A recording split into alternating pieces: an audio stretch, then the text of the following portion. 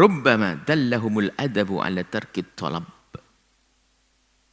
i'timadan ala qismatihi wastighalan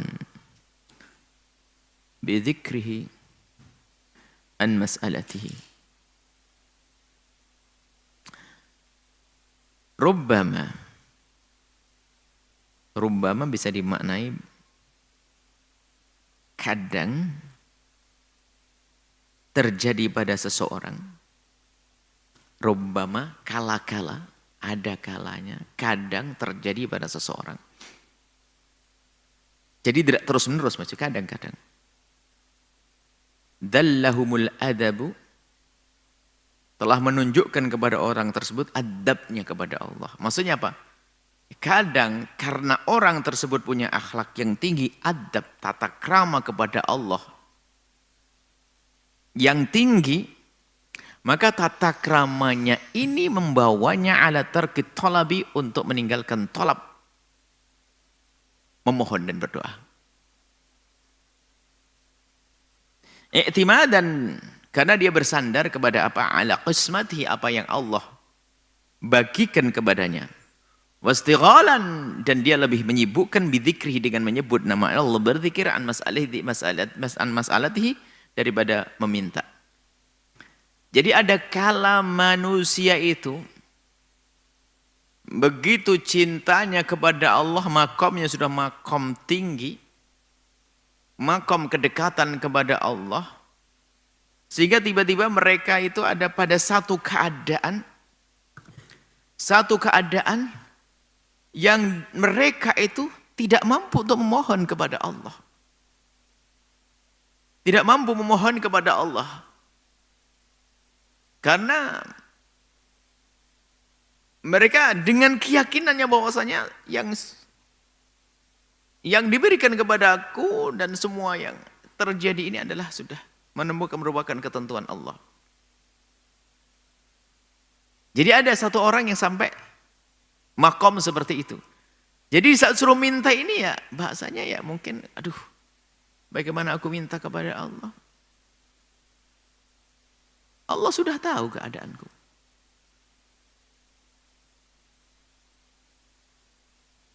Nah ini, dan ini kisah ini makom ini adalah makom Nabi Ibrahim alaihissalam.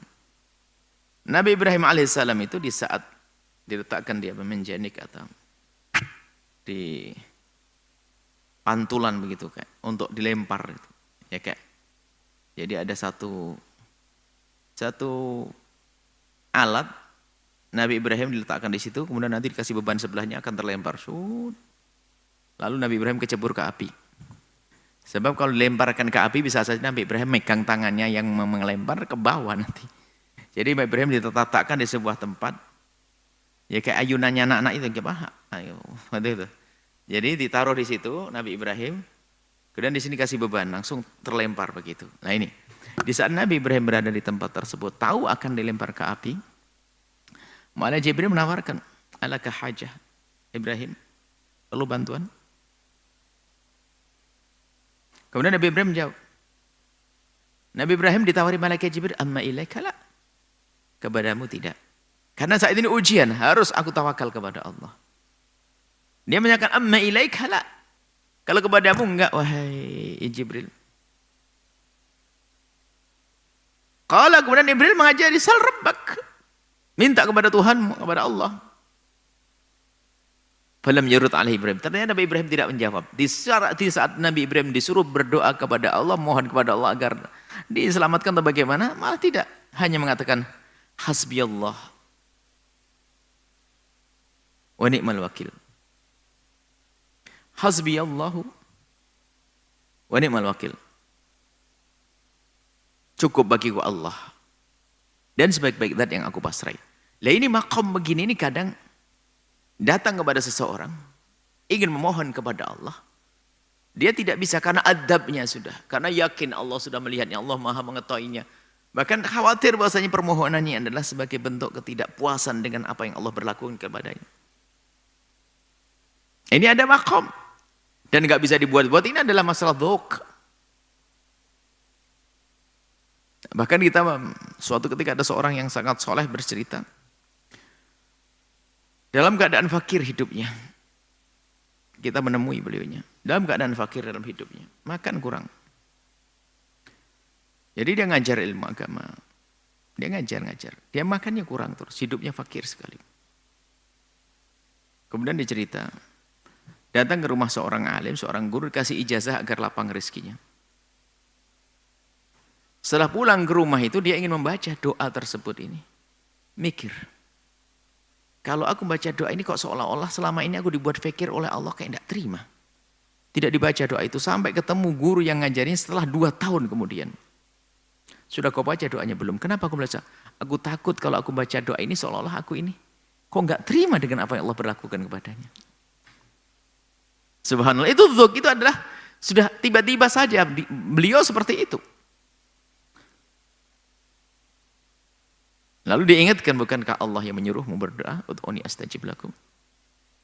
Lalu dinasihati, berdoalah kepada Allah bukan karena kamu tidak terima dengan apa yang Allah berlakukan, akan tapi justru berdoalah untuk menampakkan kalau kamu punya hajat kepada Allah. Maka itu yang dikatakan Imam Fadu'ai wabtihali syahidun li biftiqari. Allah sudah tahu, qad kafani ilmu Rabbi, Allah sudah tahu. Qad kafani ilmu Rabbi, Allah sudah tahu. Sebelum kita minta, Allah sudah tahu. Lalu kenapa kita minta? Fadu'ai wabtihali, sebenarnya permohonan doaku ini adalah tidak lain adalah syahidun li biftiqari, untuk menjadi bukti bahasanya aku ini adalah memang orang yang selalu punya hajat kepada Allah dan tidak akan putus hajatku kepada Allah. Nah inilah, jadi makom ini bukan berarti orang itu dibagi dua. Ada model orang yang makomnya makom tafwid, taslim seperti makom Ibrahim, Sayyidina Ibrahim alaihissalam. Bukan yang satu lagi adalah makom yang berdoa. Tidak, bukan. Maksudnya setiap orang itu di dalam perjalanannya menuju Allah, dengan ketulusannya, dengan keseriusannya, dengan kekhusuannya, dia pasti akan menemukan keadaan. Sesaat keadaan yang pertama, keadaan tafwid, taslim, sesaat keadaan maqam iltija, memohon kepada Allah. Ya, ini biasa. Cuman semuanya ini tidak akan keluar daripada wilayah dia punya hajat kepada Allah, wilayah penghambaannya. Nah, dua keadaan ini dalam wilayah yang sama, wilayah penghambaannya. Jangan sampai kita keluar kepada wilayah yang lain. Apa itu? Berdoa adalah sebagai wasilah, bukan tujuan. Seperti yang pernah kita sebutkan, ada orang memohon kepada Allah, menjadikan doa itu wasilah. Sebagai sarana untuk sampai kepada tujuannya, kalau sudah sampai tujuannya ditinggalkan doa tersebut. Tidak. Para kekasih, Allah menjadikan permohonan kepada Allah ini adalah menjadi sesuatu yang rutin baginya, karena ini adalah untuk menampakkan kepada dirinya kalau dia adalah seorang hamba. Untuk meyakinkan kepada dia adalah seorang hamba yang punya hajat. Terus punya hajat kepada Allah yang tidak akan putus. Sehingga dia memohon dan dia memenuhi permintaan Allah di saat memohon, bukan memenuhi permintaan dirinya. Agar keluar dari yang sudah kita bahas. Banyak orang memohon kepada Allah adalah karena dia ingin memenuhi permintaan hawa nafsunya dan dirinya. Padahal maqam tinggi adalah di saat dia memohon kepada Allah. Karena apa? Memenuhi permintaan Allah yang berfirman, ud'uni astajib lakum. Ya ini. Kalau kita rata-rata kita memohon kepada Allah karena kita ingin memenuhi kebutuhan kita, kepentingan kita. Ini Imam Ibn Atha Al-Sakandari mengangkat kita. Sehingga apa? Doa ini sudah menjadikan satu, katakan Nabi, mukhul ibadah. Tujuannya sudah saya berdoa memohon kepada Allah karena ibadah saya. Terlepas daripada Allah memberi atau tidak, bukan urusanku. Yang penting aku memohon kepada Allah. Sehingga makom ini seiring dengan makom yang tidak berani minta kepada Allah. Khawatir di saat kita minta kepada Allah, maka ini seperti tidak terima dengan apa yang Allah berlakukan. Makom di luar ini adalah tadi doa yang hanya berharap agar doa agar diberi oleh Allah Subhanahu wa taala, menjadikan doa sebagai wasilah bukan sebagai tujuan. Ini adalah yang diinginkan oleh Ibn Atha Al-Sakandari. Kita sampai kepada makom ini. Makom menjadi hamba yang kadang kita itu ingin berdoa itu mikirin benar enggak saya dah, masa dikasih ujian begini saja saya dah ngeluh kepada Allah, ngadu kepada Allah. Tapi di sisi lain kita sadar, mengaduku kepada Allah ini bukan karena aku tidak terima dengan apa yang Allah berlakukan kepadaku. Akan tapi aku mohon kepada Allah ini karena memang aku harus memohon karena aku punya hajat. Lah begitu, jadi kita terus. Lihat beberapa pertemuan kita dengan Imam Ibn Athaillah As-Sakandari selalu bicara tentang doa-doa agar kita benar. Cara berdoa. Mohon kepada Allah. Nah ini. Wastighalan bidzikrihi. Lalu lebih menyibukkan dengan menyebut nama Allah yang Maha Tahu tentang keadaannya. Menyebut nama Allah, berzikir kepada Allah Subhanahu wa taala. Ada seorang sufi namanya Fudail bin Iyad itu. Kalau kita lihat bagaimana, dia hampir tidak punya doa. Munajat yang kepada Allah bukan doa. Hampir tidak punya doa. Setiap ada dicatat oleh murid-muridnya. Apa sih yang dikatakan oleh guru saya?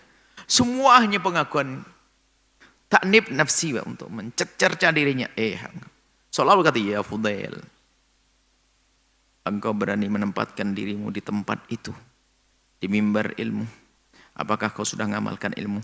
Apakah kau tidak malu nanti jika di akhirat akan dilihat oleh orang mengikutimu ternyata kau adalah pendusta, engkau pembohong, kau tidak tulus. Hai, terus dirinya yang dicaci. Ini adalah makamnya Ibnu Fudail bin Iyad, adalah makamnya, makam Ibrahim tadi. Jadi hampir tidak berdoa. Hampir tidak pernah berdoa karena apa? Dia hanya menundukkan hawa nafsunya agar tidak masuk wilayah sombong, wilayah ujub. Harus berkata, kau banyak yang memuliakan kamu ya. Kau dimuliakan orang.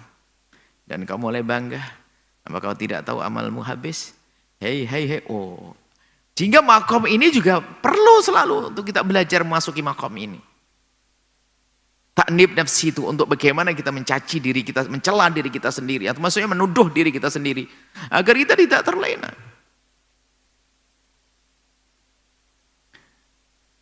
Nah, yang dikatakan oleh Ibn Athaillah As-Sakandari sekaligus ini juga rem. Jangan sampai kita itu di saat memohon kepada Allah memang betul-betul karena kita tidak terima dengan apa yang Allah berlakukan kepadanya. Jadi ada seorang hamba yang dia tidak berani memohon kepada Allah karena khawatir, takut bahwasanya permohonannya ini adalah keluar dari dirinya karena dia tidak puas dengan apa yang Allah berlakukan kepadanya. Maka bagi kita yang mendengar seperti itu, hendaknya kita, awas. Jika kita memohon kepada Allah, jangan memohon dengan seperti mereka-mereka bisa memohon. Satu, dia memohon kepada Allah menjadikan permohonan sebagai sarana untuk sampai kepada tujuan. Kalau sudah sampai tujuan bisa ditinggalkan doa. Satu. Yang kedua adalah, memohonlah kepada Allah Subhanahu wa ta'ala.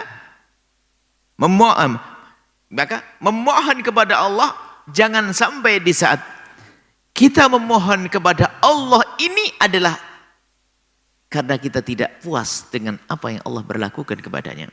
Sehingga ini dua-duanya itu menjadi rem. Yang satu bahwasanya dia berdoa agar jangan dijadikan doa itu wasilah, maka dia berdoa menjalankan perintah ud'uni astajib lakum. Kemudian saat dia harus ngerem berdoa agar dia sadar bahwasanya aku rem untuk sementara, aku tidak berdoa kepada Allah. Karena aku ingin menata hatiku. Apa yang kau tata? Agar aku tidak memohon kepada Allah dalam keadaan aku mengeluh dan tidak puas dengan apa yang Allah berlakukan kepadaku. Maka setelah itu lihat hamba ini di saat memohon kepada Allah, benar memohonnya. Dia menganggap permohonan ini adalah ibadah. Dan kemarin oleh Imam Ibn Athaillah As-Sakandari sudah dikasih mukadimah yang panjang.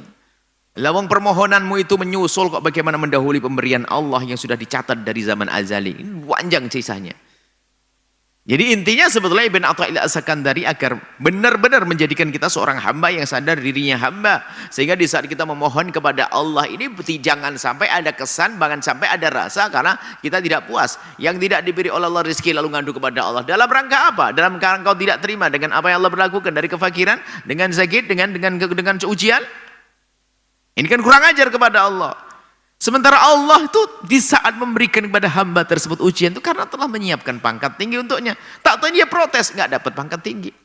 Maka agar kita lulus dalam segala ujian, maka Ibn Athaillah As-Sakandari menata, jangan memohon kepada Allah Dalam keadaan dirimu itu tidak puas dengan apa yang Allah berlakukan kepadamu dari kekurangan tersebut.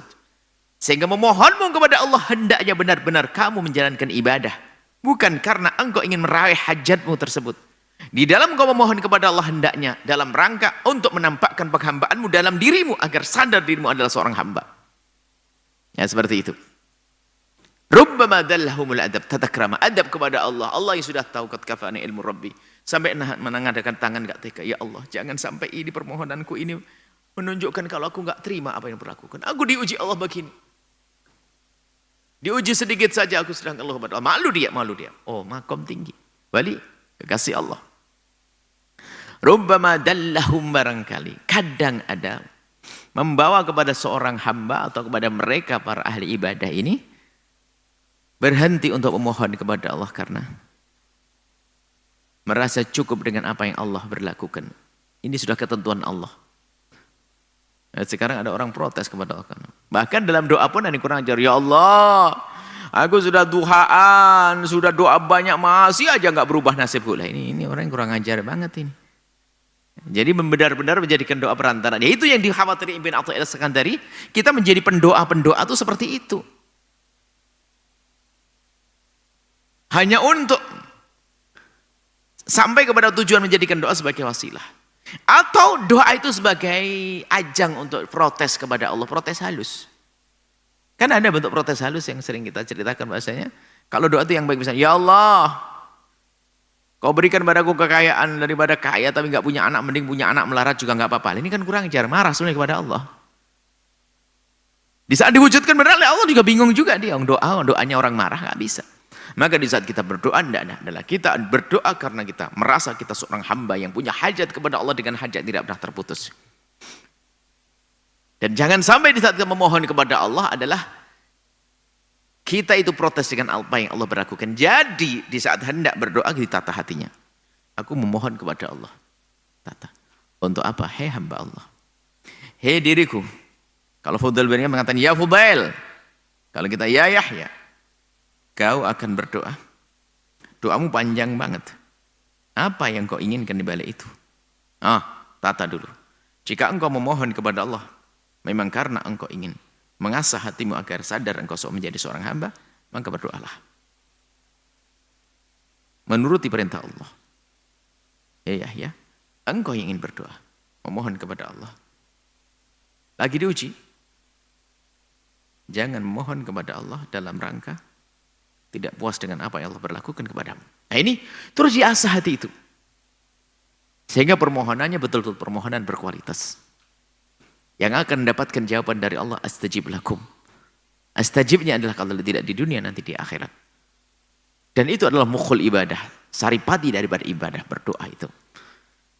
Maka setelah ini, biasalah dengan berdoa. Sadar bahwasanya dalam permohonan kita kepada Allah dalam berdoa adalah karena kita ingin menyadarkan diri kita bahwasanya kita seorang hamba dan sekaligus di dalam memohon kepada Allah jangan sampai ada di dalam permohonan kita ini tersirat, terlintas bahwasanya kita tidak puas dengan apa yang Allah berlakukan kepada kita tentang ujian-ujian.